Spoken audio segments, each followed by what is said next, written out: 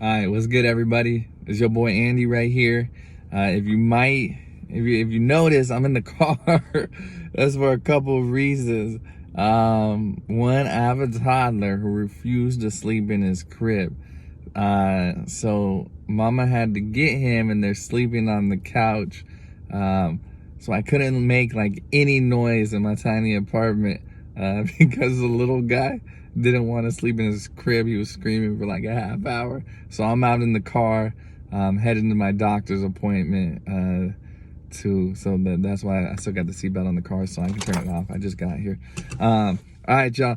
But as you notice, what I was thinking about is like, look, some of you have a lot of power standards. Flores, you got like something crazy, like 30 power standards. Herring, I know you have a lot. So for those of you who have a short power standard list, this video is kind of irrelevant to you because you've already only got like, 6, 8, maybe even 10 power standards. So you're good to go. This video is really for folks who have, more than 8 power standards, the 10, the 15, the 20 power standards. This quarter, we're really going to want to narrow those down because we've got a lot going on. There's already enough to focus on. So let's keep our college readiness going.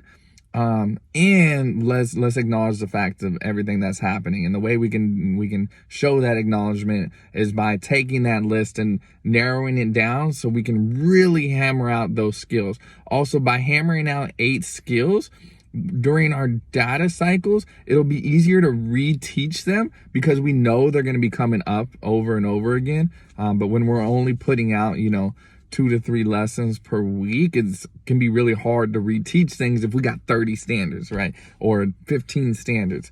So I want to give you 2 things to think about when you're narrowing down your standards to 8. The first thing to think about is the highest leverage by number of questions on the Q4 interim.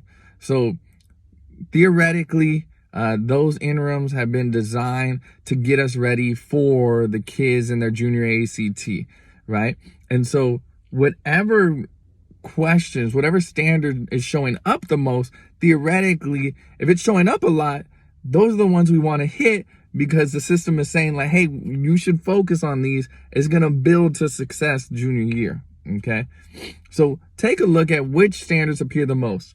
The second thing to think of is rigor, right? So let's say you've got like, SIN, I'm making this up right now, but I think you guys will get the point in a second. SIN 201 shows up 5 times, right? But let's say it's slightly below your grade level and, it might make sense to go with SIN 401 or 501 because it's same skill, just a higher level of rigor, theoretically speaking, right? So I guess what I'm trying to say is if it's a low level standard that you see showing up a lot, you might choose the higher version and focus on that one, okay?